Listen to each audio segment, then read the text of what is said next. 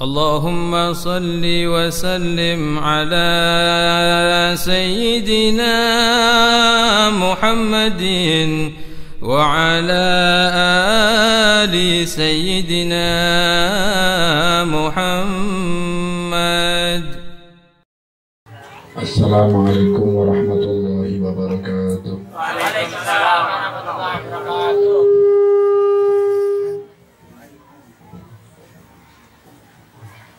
Alhamdulillah. Alhamdulillahi rabbil alamin. Wa bihi nasta'inu ala umuri dunya waddin. Wassalatu wassalamu ala man arsalahu Allahu rahmatan lil alamin. Sayyidina wa habibina wa syafi'ina wa qurrati a'yunina wa nuri qulubina wa maulana Muhammadin Allahumma salli wa ala alihi wa sahbihi ajma'in. Subhanaka la ilma lana illa ma 'allamtana innaka antal alimul hakim. Rabbi shrah li sadri wa yassir li amri wa hlul 'uqdatam min lisani yafqahu qawli. Amma ba'd.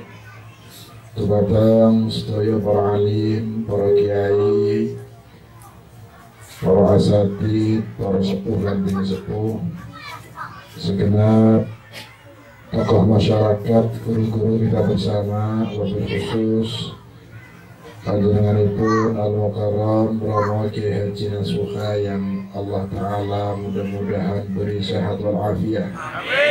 Allah angkat seluruh penyakitnya, Allah berikan sehat walafiat, Allah berkahi umurnya dalam kesehatan, dan mudah-mudahan diberi oleh Allah Subhanahu wa Ta'ala kekuatan untuk bisa melakukan aktivitas kembali, membimbing kita, membawa kepada jalan yang diridhoi oleh Allah Subhanahu wa Ta'ala. Untuk itu, sebelum saya mulai, saya mohon keikhlasan semua yang hadir untuk membacakan Fatihah guna untuk kesembuhan Romo Kiai Haji Nasuha. Mudah-mudahan berkat Fatihah yang kita baca jadikan sebab sehatnya beliau insyaallah batinan. Al-Fatihah biniyat syifa al-ajil zahiran wa batinan wa yashfi mardahu Romo Kiai Haji Nasuha khasa amma Allah yashfi mardahu shifaan ajilan zahiran wa batinan wa yamnuhu bi samad kamal al-afiyah wa sihhatil kamila zahiran wa batinan bi jahin nabi wa ali nabi wa ashabi nabi wa ila hadratin nabi Muhammadin sallallahu alaihi wasallam. Bismillahirrahmanirrahim. Bismillahirrahmanirrahim. Alhamdulillahi rabbil alamin. Ar-Rahmanir Rahim. Maliki yaumiddin. Iyyaka na'budu wa iyyaka nasta'in. Ihdinas siratal mustaqim. Siratal ladzina an'amta 'alaihim ghairil maghdubi 'alaihim waladdallin. Uki tenaga Al-Mukarram Romo Kiai Haji Mustafa Kamal yang saya sudah hormati, yang kita doakan juga mudah-mudahan selalu diberkahi umurnya, diberkahi ilmunya, diberkahi rezeki dan keturunannya, selalu dihiasi dengan kesehatan yang prima, zahir wal batin, dan mudah-mudahan Allah beri kekuatan istiqomah untuk membimbing kita semuanya insyaallah. Amin Allahumma amin ya rabbal alamin. Al-Mukarram Al-Ustad Hashim, Al-Ustad Akram, Al-Ustad Sadiqin, Al-Ustad Muhammad Nasir, dan seluruh para asatidz ingkang rawuh yang kita semuanya kita doakan sama-sama mudah-mudahan beliau-beliau selalu diberi sehat walafiat, diberi barokah umurnya, diberi barokah ilmunya, barokah rizkinya, barokah keturunannya, dan semuanya mudah-mudahan bisa istiqomah di jalan yang diridhoi oleh Allah Subhanahu wa Ta'ala. Amin Allahumma amin ya rabbal. Segenap keluarga besar Ikatan Jamaah Majelis Rasulullah SAW Brebes, baik putra maupun putri yang hadir serta tamu undangan wilayah Sengon, semuanya saja insya Allah mudah-mudahan selalu diberkahi oleh Allah Subhanahu wa Ta'ala, selalu diberi oleh Allah Subhanahu wa Ta'ala kebahagiaan dari dunia terus sampai akhirat insya Allah. Tidak bangun dari majelis ini kecuali semuanya mendapatkan kebahagiaan, mendapatkan keberkahan, diampuni seluruh dosanya, dikabul seluruh hajatnya, dan mudah-mudahan semuanya mendapatkan husnul khatimah. Amin Allahumma amin ya rabbal alamin. Apa yang disampaikan oleh Al-Mukarram Ustaz Mustafa Kamal itu satu nasihat yang mahal harganya, tidak bisa dinilai dengan nilai, sebab itu nasihat untuk keselamatan kita dari dunia sampai akhirat.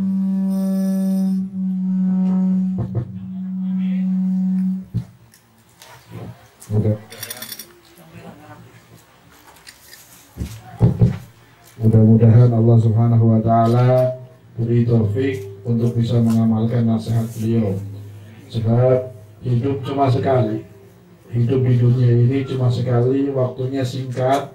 Ke depan kita akan dimintai pertanggungjawaban oleh Allah Subhanahu wa Ta'ala. Ada orang yang hidup di dunia bahagia, selamat, di akhiratnya juga bahagia, selamat. Itu harapan kita semua, insya Allah, amin. Ada orang yang bahagia di dunia, susah di akhirat. Ada yang susah di dunia, tapi bahagia di akhirat. Ada pula yang rugi dunia akhirat, sudah susah di dunia, susah pula di akhirat. Na'udzubillah min. Kita berharap mudah-mudahan bahagia di dunia dan bahagia di akhirat. Amin. Allahumma amin. Makanya jangan salah melangkah, jangan salah milih cita-cita, jangan salah melakukan aktivitas selama di dunia supaya tidak rugi di akhirat nanti. Jangan sampai kita salah jalur, salah mengidolakan, salah milih kedua, salah milih contoh hidup yang baik. Tidak ada contoh hidup yang paling istimewa dan sempurna untuk seorang manusia, siapapun dia, dimanapun dia, dari latar belakang apapun mereka, manusia dimanapun, tidak ada yang bisa kita contoh yang terbaik supaya hidupnya bahagia, selamat dunia dan akhirat kecuali Rasulullah SAW. Tidak ada idola yang sempurna, tidak ada uswah hasanah yang paling istimewa kecuali Nabi Muhammad SAW. Nabi Muhammad Allah puji, bahkan Allah jelaskan terang-terangan dalam Al-Quran, diabadikan sampai yaumul qiyamah bahwa beliau Nabi Muhammad adalah uswatun hasanah. Laqad kana lakum fi Rasulillahi uswatun hasanah. Telah datang kepada kalian, ada pada diri Rasulullah SAW. Apa yang ada pada diri Nabi? Uswatun hasanah. Untuk kita tiru, untuk kita ikutin. Jangan sampai maaf kita niru orang yang salah, orang yang tak pernah kenal Allah, gak pernah sujud bahkan selama hidupnya, satu rakaat pun tidak pernah sujud, kafir, dimurkai, dilaknat, dibenci, tidak ada nilainya sama sekali di hadapan Allah, dijadikan idola. Dalam hati kita bangga dengan dia. Karena apa? Karena dia mungkin pembalap motor, karena dia mungkin artis, karena dia mungkin bintang film atau yang tadi disampaikan Ustaz Mustafa, karena dia dimunculkan terus di layar televisi seakan-akan dia orang hebat, padahal wallahi orang tersebut tidak ada nilainya sama sekali di hadapan Allah, karena dia mungkin fasik, karena dia mungkin kafir, sujud sekalipun tak pernah dalam umur hidupnya, tapi maaf, masuk dalam hati teman-teman kita muslim. Namanya, gambar wajahnya, bahkan gaya hidupnya, bahkan pakaiannya, bahkan hobinya ditiru. Mungkin kadang-kadang di kamarnya dipasang foto itu sebesar-besar. Dilihat wajahnya dengan geleng kepala bangga. Sing disawang niku wong kafir, wong fasik, wong naudzubillah min. Hatinya terpatri cinta sama orang yang salah. Bahkan kadang-kadang maaf, dalam sujudnya anak-anak kita pemuda muslim dalam sujudnya ingat orang tadi. Padahal lagi sujud sama Allah ingatnya orang tadi, orang fasik. Naudzubillah. Makanya maaf, ini bahaya.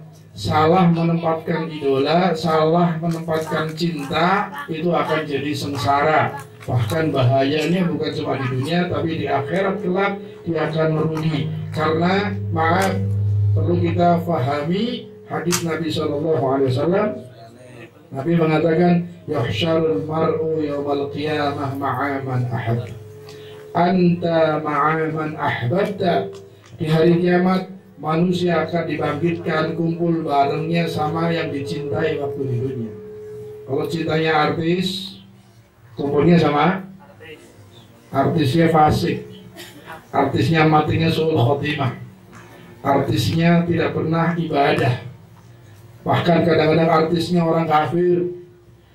Bangkitnya sama yang dicintai. Artis itu bangkit di hari kiamat diseret ke neraka. Orang yang cinta bareng sama artis. Naudzubillah. Nabi yang ucapkan. Nabi kalau mengucapkan pasti benar. Dijuluki oleh seluruh para ahli hadis mengatakan, bahkan Allah sendiri mengatakan shadiqul masduq. Nabi itu orang yang shadiq, yang ucapannya jujur dan masduq, dan harus diyakini, harus dipercaya. Shadiq al-masduq, yaitu Rasulullah SAW. Nabi telah mengatakan, yahsyarul mar'u yawmal qiyamah ma'a man ahab. Hari kiamat manusia akan dibangkitkan dengan orang yang dicintai. Ngeri, kadang-kadang jamiahan mungkin, kadang-kadang sholat mungkin, kadang-kadang pakai pakaiannya sarungan, kadang-kadang satu saat, tapi cintanya salah. Cintanya sama orang yang dimurkai Allah, cintanya sama orang yang jauh dengan Allah, cintanya sama orang yang ngumbar auratnya setiap saat dilaknat oleh Allah. Orang yang membuka auratnya, tidak menutup auratnya, itu adalah orang yang setiap saat dapat laknat Allah. Karena setiap aurat yang dibuka dengan sengaja dilihat oleh orang-orang yang bukan muhrimnya, maka orang yang membuka auratnya, yang dilihat auratnya dan yang melihat dengan sengaja aurat tersebut dilaknat oleh Allah Subhanahu. Dalam hadis Nabi mengatakan, la'anallahu an-nadhir wal manzur lil aurah. Allah melaknat an-nadhir wal manzur, yang melihat dan yang dilihat, dilaknat oleh Allah. Laknat itu artinya apa? Laknat itu artinya diusir dari rahmat Allah. Laknat itu artinya terusir dari rahmat Allah. Kalau orang terusir dari rahmat Allah, tidak dapat rahmat berarti, maka dia untuk dapat ampunan susah. Karena ampunan dosa karena rahmat Allah. Untuk dapat husnul khotimah susah. Karena husnul khotimah itu diraih karena rahmat Allah. Untuk dapat nikmat dalam kubur susah. Karena kubur jadi nikmat kalau Allah kasih rahmat. Untuk nyebrang sirat selamat, tidak tergelincir jatuh ke lubang neraka susah. Karena orang nyebrang sirat selamat, tidak tergelincir jatuh ke bawah, itu karena rahmat Allah. Bahkan untuk masuk pintu surga, masuk ke dalam surga, tidak mungkin bisa kecuali dengan rahmat Allah Subhanahu wa ta'ala. Sehingga orang-orang yang jauh dari rahmat Allah, bahkan orang yang belum tobat sampai laknatnya belum diangkat, meninggal dunia, biasanya orang tersebut akan meninggalnya dalam su'ul khotimah. Na'udzubillah min. Makanya jangan sampai kita salah mengidolakan orang. Jangan sampai kita salah, walaupun kita bukan orang baik, tapi tolong cintai orang baik. Walaupun kita bukan orang soleh, tapi cintanya jangan salah. Taruhlah cinta kepada orang soleh. Walaupun kita bukan orang alim, tapi taruhlah cinta kita kepada para ulama. Walaupun jauh dari sifat kewalian, tapi taruhlah cinta kita kepada para aulia Allah Subhanahu wa ta'ala. Masih buruk, masih belum benar, masih suka maksiat, tapi kalau cintanya sama orang yang baik, cintanya sama orang yang soleh, cintanya sama orang-orang yang mulia di sisi Allah, maka wallahi seperti yang diucapkan Nabi, bakal kumpul dengan mereka di akhirat. Amin Allahumma. Jadi kalau ingin kumpul para solehin, pengen selamat, pengen membusur dari Gusti Allah, sebenarnya gampang sebetulnya. Asal mau ngerjakan dengan benar. Apa? Cintai para solehin, cintai para ulama, cintai para aulia, cintai orang-orang yang mulia di sisi Allah Subhanahu wa ta'ala, dengan cinta yang tulus, dengan cinta yang benar, dan dibuktikan cintanya bukan cuma ngomong. Sebab orang semua kalau ditanya cinta para ulama, cinta. Ya, okay? Cinta para solehin, cinta. Para aulia, tapi buktinya apa? Cuma mulut. Para ulama tidak mengizinkan orang-orang berbuat maksiat. Seperti halnya pewaris Nabi, Nabi yang larang nggak boleh maksiat, ulama juga nyampaikan jangan maksiat, jangan tinggal sholat. Ulama tadi nasihati yang betul, pemuda pakaiannya, rambutnya, yang betul bergaulnya. Kalau cinta sama ulama berarti nasihatnya harus diikuti. Kalau cinta para solihin berarti hidupnya niru para solihin. Walaupun nggak seperti mereka pun minimal niru mereka. Pakaiannya niru, cara duduknya, cara bersemuanya. Kalau kita mengidolakan seseorang, kita pasti akan niru orang yang kita idolakan. Contoh, anak-anak sana tadi yang diceritakan, suka dengan pemusik misalnya, suka dengan artis musik. Artis yang jadi idola rambutnya apa? Gondrong. Rambutnya apa? Gondrong. Tiru gondrong. Terus tiba-tiba muncul dalam nyanyian rambutnya ada merahnya sedikit sini. Tiru merah sedikit. Kayak rambut karaten gitu, piengen gitu. Yeah. Kemudian artisnya pakai anting. Pakai apa? Antingnya mas artis ini waktu mas orang kuatnya ini kawat. Ya Allah. Biasanya kalau cinta itu ngikutin. Celananya disobek, beli celana utuh di toko disobek saja. Disobek. Kemudian bajunya sobek-sobek, ikut sobek-sobek. Masya Allah. Itu karena cinta akhirnya ngikutin, tapi cintanya salah. Ngikutinnya orang yang salah. Sehingga bahaya sekali kalau ngikutin orang yang salah. Orang yang diikutin itu tidak tanggung jawab nanti di yaumul qiyamah. Tapi mau gak mau yang cinta, yang ngikutin akan bareng bersama mereka. Na'udzubillah min.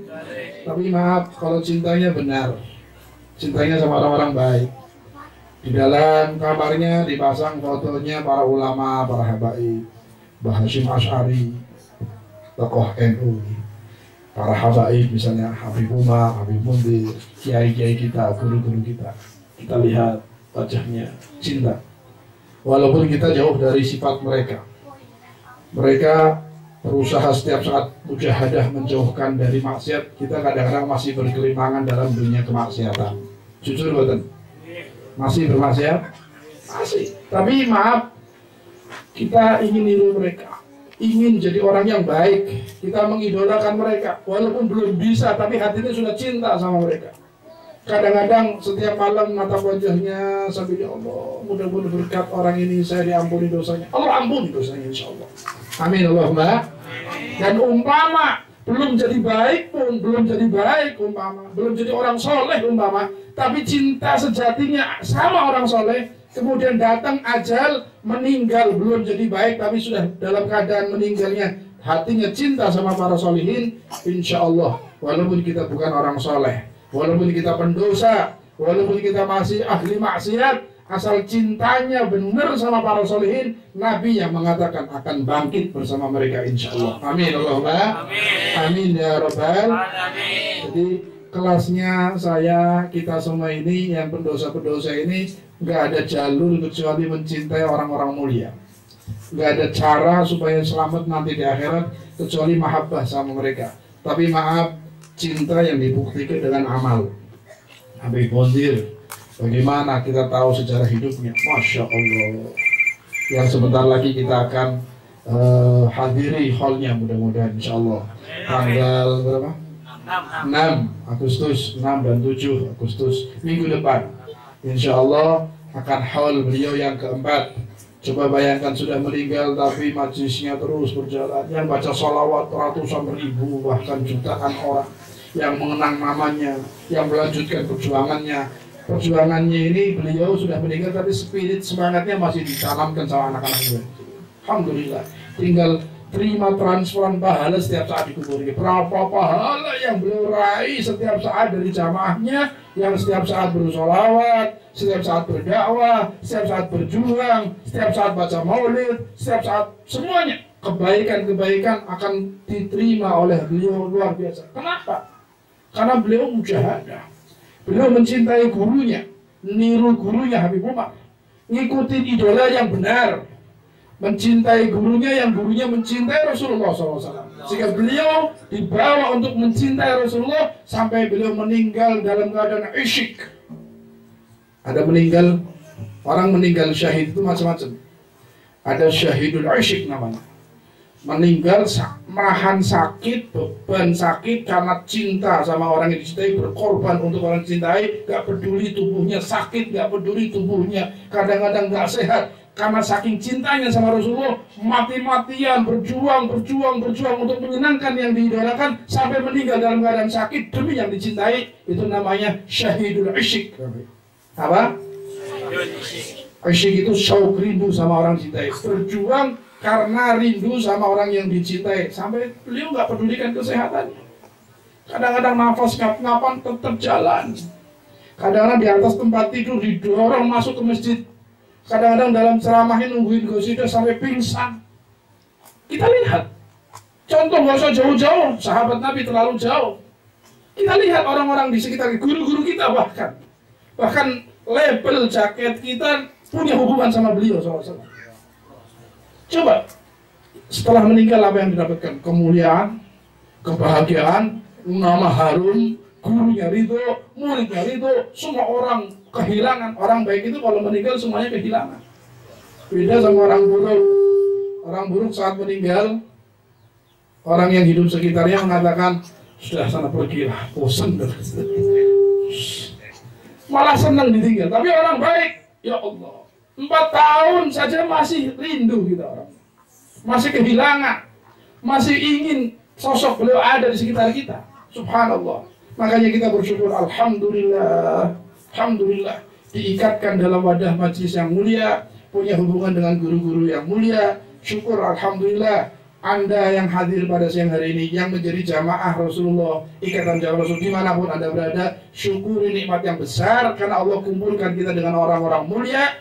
Mudah-mudahan bersama orang mulia di dunia dan di akhirat insyaallah. Amin. Allahumma amin ya rabbal alamin. Jangan lepaskan ikatan kemuliaan ini karena kita ngikutin fitnah zaman dan orang-orang sekitar kita yang tidak jelas arahnya. Jaga ikatan ini, jaga hubungan nasab dan sanad ini kepada guru mulia. Syukuri, lanjutkan perjuangan beliau, semangati dakwah beliau, sambung lisan beliau dan lisan guru-guru mulianya yang nyambung kepada Rasulullah, supaya setiap saudara kita yang lainnya ikut bergabung dalam kemuliaan ini insyaallah. Amin. Allahumma amin ya rabbal alamin. Saya akan lanjutkan kajian yang sebetulnya saya janji sendiri setiap khotbah akan bahas masalah 5 pondasi thariqah atau jalan yang ditempuh oleh para habaib kita, para ulama kita, para masyayikh kita, oleh thariqah para habaib dari kalangan Bani Alawi. 5 asas, saya ulangi singkat untuk yang baru dengar, sebetulnya sudah saya bahas pada pertemuan-pertemuan sebelumnya. 5 asas thariqah, 5 asas pondasi thariqah yang ditempuh oleh para sholihin. Hampir semua thariqah, terutama thariqah Bani Alawi, thariqah yang dibawa oleh guru mulia Habib Umar, Habib Mundir, dan terus sampai sanadnya kepada Rasulullah Sallallahu Alaihi Wasallam. Yang pertama, ini asas ini 5 ini muncul dari ucapan Shahibul Ratib Al-Habib Abdullah bin Alwi bin Muhammad Al-Haddad saat ditanya murid utamanya Al-Habib Ahmad bin Zain Al-Habsyi. Habib Ahmad bin Zain ditanya, apa sih thariqah yang ditempuh orang-orang mulia, guru-guru kita, orang-orang mulia sebelum kita? Maka beliau mengatakan thariqatuhum khamsah. Asasnya berarti ada 5. Al-ilmu wal-amal wal-ikhlas wal-khawf wal-bara. Ilmu, amal, ikhlas, khawf itu rasa takut pada Allah, kemudian wara. Yang dibahas kemarin baru ilmu. Ilmu sudah dibahas, sebagian besar sudah dibahas. Saya akan ulangi sedikit saja. 1, keutamaan orang belajar ilmu karena wajib, apalagi ilmu agama ya, wajib kita pelajari setiap muslim. Dalam hadis Nabi mengatakan, talabul ilmi faridatun ala kulli muslimin wa muslimatin. Mencari ilmu wajib bagi setiap individu muslim. Ilmu agama, ilmu yang wajib terutama. Kemudian dalam kitab syarah thariqah tadi yang 5 tadi, kitab namanya kitab Manhajus Sawi, karya guru kita, karya syekh masyayikh kita, karya salah satu guru dari antara guru Habib Mundir dan guru saya juga, Al-Habib Al-Allamah Habib Zain bin Ibrahim bin Samit. Karena kita sanadnya nyambung ke beliau, dan kita dapat sanad ilmu di dalam satu buku sanad yang diberikan oleh Habib Zain kepada alumnus pertama, terutama Habib Mundir dan saya waktu ke Madinah, dikasih sanad ilmu dari semua thariqah, dari semua jalur fikih, jalur hadis, jalur tafsir, dan semuanya termasuk jalur yang di sanad Beliau itu dari jalur tasawuf dan thariqahnya. Habib Zain bin Ibrahim Tasemit ngarang satu kitab yang dijadikan kajian kita setiap malam Selasa di majelis. Itu namanya kitab Manhajus Sawi. Manhajus Sawi fi syarah usul thariqah Bani Alawi. Syarah usul thariqah, usul Bani Alawi 5 tadi, usul thariqahnya 5 tadi, syarahnya. Di dalam kitab tersebut pas membahas masalah ilmu, beliau meriwayatkan dari seorang ulama At-Turtusi, terkenalnya ulama ini. Beliau mengatakan dalam satu ucapan, ma'usiyallah bima'asiyatin a'adham minal jahl.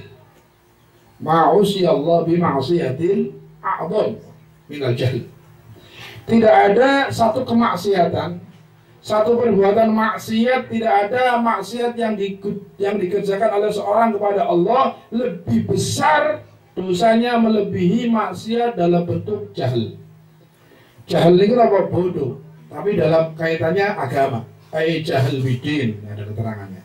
Tidak ada kemaksiatan yang lebih parah dikerjakan seorang hamba kepada Allah melebihi kemaksiatan yang namanya bodoh terhadap urusan agama. Jadi singarannya bodoh urusan agama itu jebule maksiat.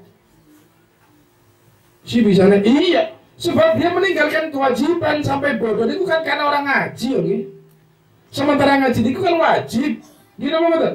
Cari ilmu agama hukumnya wajib. Meninggalkan kewajiban maksiat bukan namanya maksiat. Meninggalkan kewajiban dosa tidak dosa. Sementara ada majelis ilmu, ada kiai, ada ustadz banyak, ada kajian rutin, ada pondok pesantren, ada ulama sekitarnya, bahkan ada jamiahan setiap saat diumumkan berkali-kali. Tapi dia tidak peduli dengan itu semua. Dia dalam kebodohannya, sementara sholat nggak becus, Fatihah salah, akidahnya nggak tahu, sifat wajib nggak paham, sifat mustahil nggak tahu, semuanya nggak ngerti, bersuci nggak paham, urusan haid dan sebagainya nggak ngerti, sampai muamalah nggak paham, yang mana riba, mana yang bukan riba, yang penting bati.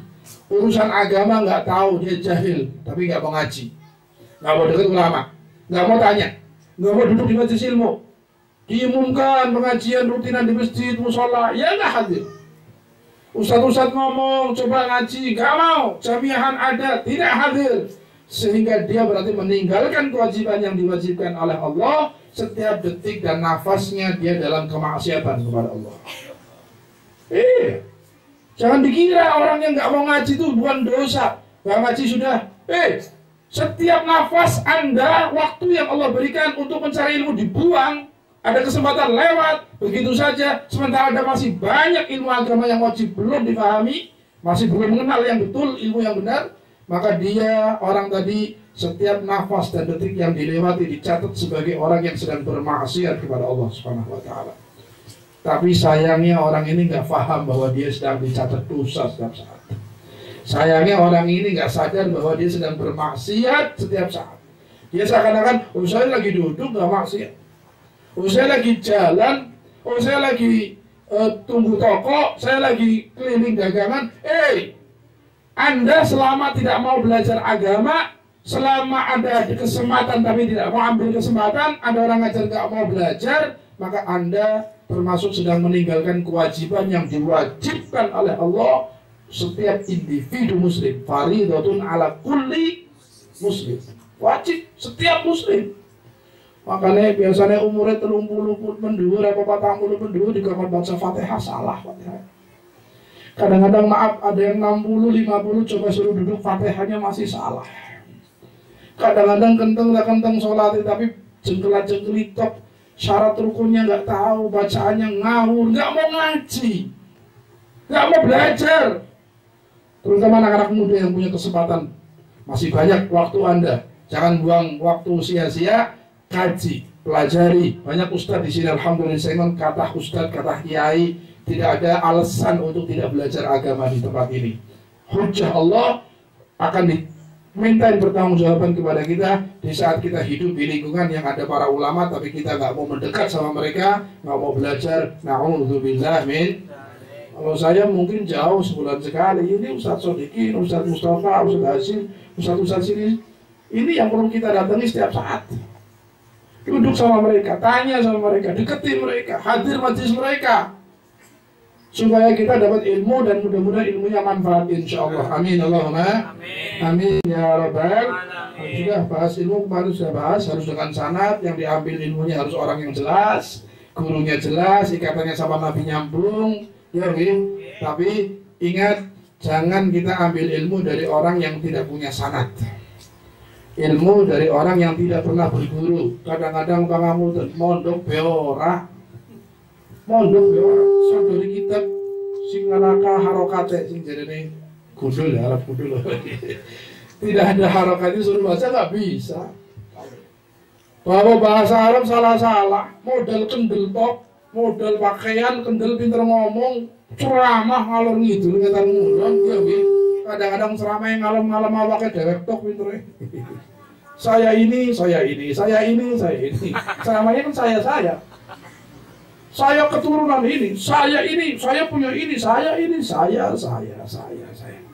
Pertama yang mengucapkan anak saya itu iblis. Hancur iblis karena ngomong anak.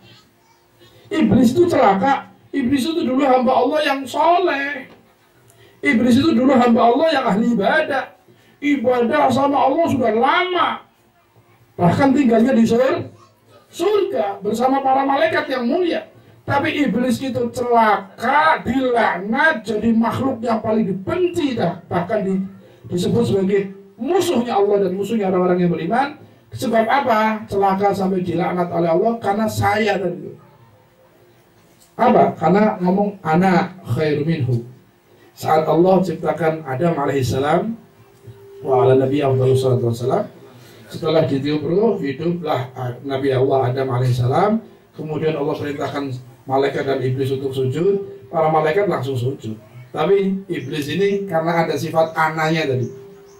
Ngerti ana ya?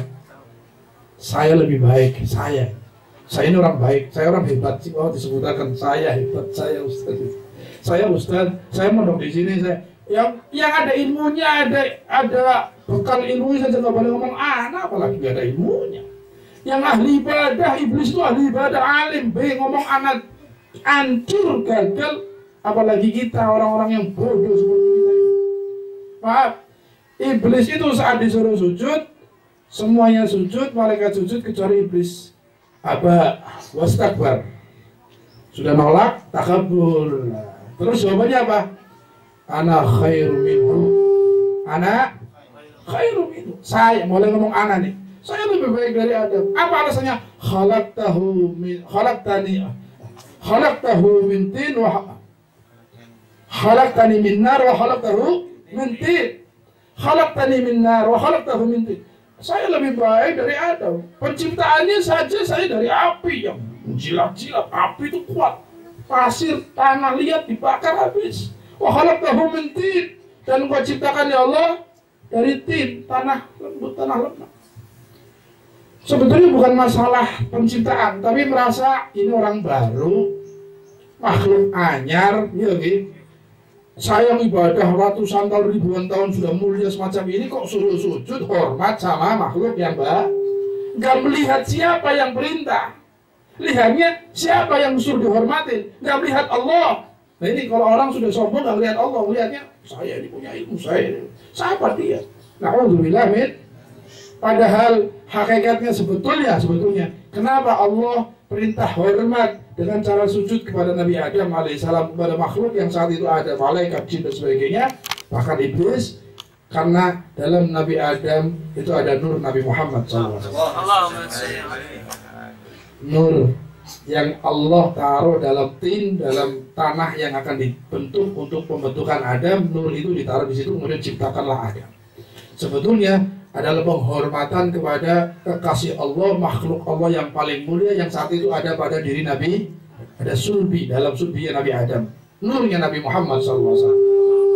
Bukan menghormati Nabi Adam yang belum ada kemuliaan sama sekali, tapi menghormati nur yang ditaruh dalam sulbinya Nabi Adam, yaitu Nabi Muhammad, nurnya Nabi Muhammad SAW. Yang mereka, para malaikat, semua makhluk Allah, bahkan surga dan semua isinya serta alam semesta ini diciptakan oleh Allah karena ada nurnya Nabi Muhammad SAW. Bahkan dari nurnya Nabi Muhammad SAW, jadi jagat raya ini diciptakan Gusti Allah saking nurnya Kanjeng Nabi. Paham ya? Makanya semua alam semesta ini tahu kemuliaan Nabi Muhammad SAW, sehingga alam semesta ini saat Nabi lahir dalam wujud manusia di dunia ini semuanya berdendang, bergembira menyambut kelahiran Nabi Muhammad SAW. Kecuali orang yang sombong atau makhluk yang sombong tadi, na'udzubillah min.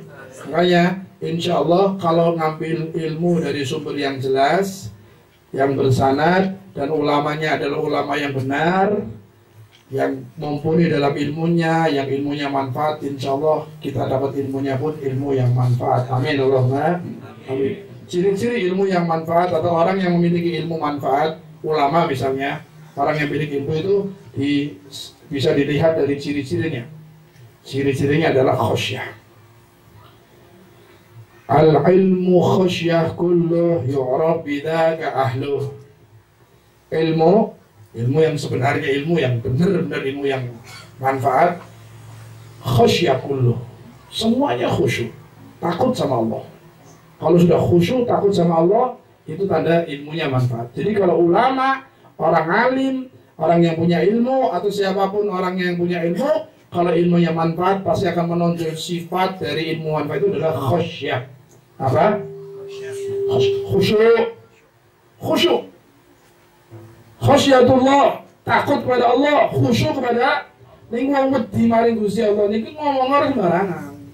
Ora anak-anak. Paham ya? Nulis anak-anak lawan Gusti Allah berarti naudzubillah min dzalik. Yang ada cuma takut dan takut. Dia nyampaikan dengan rasa takut. Cara berbicaranya karena takut enggak sembarangan. Cara muamalahnya karena takut sama Allah enggak sembarangan. Cara beribadahnya takut, hati-hati. Semuanya dihantui rasa takut kepada Allah sehingga dia berjalan dalam kehati-hatian, dalam kebenaran. Kalau sudah ketemu orang yang semacam ini, maka insya Allah ambil ilmunya manfaat mudah-mudahan. Amin Allahumma amin. Yang kedua, sebagai sambungan dari ilmu adalah ikhlas. Masih ada waktu Gus? 5 menit lagi ya. Wah, 5 menit. Terus kandungnya putih ikhlas ini. Mudah-mudahan diberi ikhlas ya Allah. Amin. Semuanya dihiasi dengan ikhlas ya Allah. Amin. Dan ikhlas itu tidak dilepas lagi oleh Allah dalam hati kita terus. Sampai kita meninggal dalam keadaan khusyuk, ikhlas insya Allah. Amin Allahumma. Karena ikhlas itu adalah satu sifat yang tidak bisa kita raih, atau ilmu yang tidak bisa kita raih, kecuali harus melalui orang yang punya sifat ikhlas. Jadi umpama ngaji bab ikhlas di kitab Ihya misalnya, ada ikhlas kan, lagi bahas ikhlas.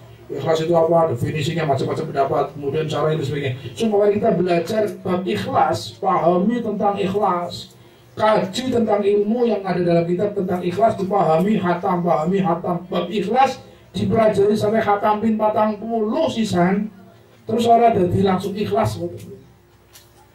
Artinya ilmu ikhlas atau sifat ikhlas itu nggak bisa diambil dari kitab, paham ya? Dipelajari iya, dipahami ya, terus dapat ikhlasnya dari mana? Bukan dari kitab, dari orang-orang yang punya sifat ikhlas. Sebab ilmu ikhlas itu adalah ilmu yang cuma bisa didapat lewat penularan. Apa bahasa penularan? Apa ya? Sing halus aja tularan. Hah? Lewat iyalah wis transfer. Lewat aura yang disebarkan dan ditangkap oleh kita. Aura ikhlas itu muncul dari orang yang memiliki sifat ikhlas. Guru-guru mulia kita, orang-orang yang soleh yang punya ikhlas, kita duduk sama mereka, kita belajar dengan mereka, kita melazimi mereka, kita menatap wajah mereka, kita mencintai mereka, kita cium tangan ngambil barokah mereka, mendengarkan tausiah mereka, terus lama-lama nanti sifat yang ikhlas dalam mereka mampir ke kita. Jadi nggak bisa diambil dari kitab. Gawe wong orang nganggo guru baca bab ikhlas pin 40 hatam ya orang bakal ikhlas. Paham ya, paham, diulang-ulang kan paham ya. Tapi terus punya sifat ikhlas enggak? Nanti dulu. Ikhlas itu akan kita raih kalau kita bisa selalu mendekat dari orang yang punya sifat ikhlas dan auranya menyebar. Khusyuk juga demikian. Ulama yang ilmunya manfaat, khusyuknya kita dapatkan bukan dari kitabnya, tapi dari mujalasahnya, dari mulazamahnya dengan para khusyi'in, dengan para orang-orang yang khusyuk. Kita dulu dengan mereka, baru nanti ketularan khusyuk, ketularan ikhlas. Ingin kumpul gara wong sing loman, ya khusyuknya ketularan loman, ya gini apa betul? Kumpul sama orang-orang yang punya satu sifat, maka sifat itu akan nular. Seperti yang disabdakan oleh Nabi SAW. Kumpul dengan orang baik akan menjadi baik. Kumpul dengan orang buruk, lama-lama berubah menjadi kumpulnya gorowong sing gak ngerasani umpama. Pertama sih orang ngerasani jadi gempok, yang orang milih malu keman cerita mangnya. Tenang sebisan video itu lu 4, 5 ngomong itu ngerasani. Iya aku baru dewek pada terus. Kemarin diem, ngerasani saya diem aja lah. Sekali, 2 kali, tapi kumpul terus, dengar terus. Lama-lama ke bawah. Kumpul dengan orang yang pelit. Lama-lama pelit. Tuhan Nabi, matematika. Ini saya kalau saya saudaraku sekarang, nanti dulu saya ini punya tanggungan setoran motor. Nanti kok ini harus bayar. Saudaraku ngitung motor gitu. Akhirnya dia karena sering kumpul, dia ikut-ikut. Iya ya, bener ya. Kalau kita nggak hati-hati sekarang, nggak hemat sekarang, wah bahaya. Semua mahal, ikut pelit. Jadi tergantung kita duduk dengan siapa. Sementara sifat ikhlas itu ada dalam hati orang-orang yang memang Allah pilih hatinya menjadi ikhlas. Sehingga kita tidak bisa dapat ikhlas kecuali dengan mereka. Jadi ilmu itu ada 2, bisa diambil dari kitab, langsung kita bisa rasakan, dan tidak bisa diambil dari kitab, berarti diambilnya dari hati orang yang punya sifat itu, yaitu guru-guru mulia kita. Sehingga perlu kita duduk dengan para masyayikh, selalu dekat dengan para ulama, selalu hadir bersama mereka, sowan sama mereka, menghadiri majlisnya mereka, mendengarkan tausiah mereka, supaya kita ketularan sifat yang baik, terutama sifat ikhlas. Jadi tolong kalau ingin ikhlas, selain kita buka bab ikhlas, kajian tentang ikhlas, tapi duduk dengan orang yang ikhlas, insya Allah suwe-suwe nular sifat ikhlas. Karena dalam Al-Quran Allah perintahkan orang-orang yang beriman kalau ingin jadi orang-orang yang jujur, yang benar-benar ibadah dengan baik kepada Allah, maka bersama mereka dulu kita duduk. Dalam Al-Quran Allah berfirman, ya ayyuhalladzina amanu taqullaha wa kunu ma'as shadiqin. Wahai orang-orang yang beriman, takwalah kepada Allah, takutlah kepada Allah. Takwa, kemudian kunu ma'as shadiqin. Bersamalah kalian selalu bersama dulu. Ma'as shadiqin. Bukan jadilah orang yang jujur, yang shadiqin. Kunu siddiqin enggak, tapi kunu ma'as shadiqin. Bersama dulu. Sebab jadi shadiqin, jadi orang yang jujur, yang baik, yang ibadah kepada Allah dengan benar, itu nggak bisa kecuali bersama dulu orang yang jujur, bersama dulu ahli ibadah yang benar, sampai ketularan nanti lama-lama menjadi siddiqin, insyaallah. Amin Allahumma. Jadi ikhlas, tahapan kedua, ikhlas setelah ilmu, ikhlas dalam beramal. Tidak bisa kita raih ikhlas itu kecuali kita harus melazimi orang-orang yang punya sifat itu orang-orang soleh, para masyayikh kita. Insya Allah, mudah-mudahan Allah beri ikhlas, Allah kumpulkan dengan orang-orang yang baik, orang-orang yang khusyuk dan ikhlas, orang-orang yang tawadu, orang-orang yang takut pada Allah, sehingga sifat-sifat baik itu nular kepada kita semua. Insya Allah. Amin Allahumma amin ya rabbal alamin. Itu saja yang bisa saya sampaikan, mudah-mudahan bermanfaat untuk kita semua, untuk saya pribadi terutama, dan semua yang hadir.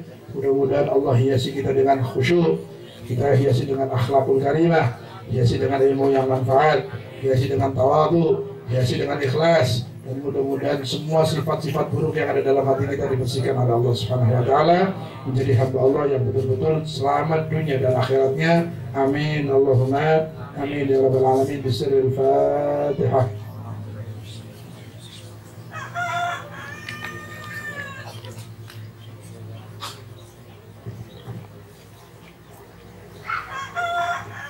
Walakum ba'datan wallahul muwafiq ila aqwamit thariq. Wassalamualaikum warahmatullahi wabarakatuh.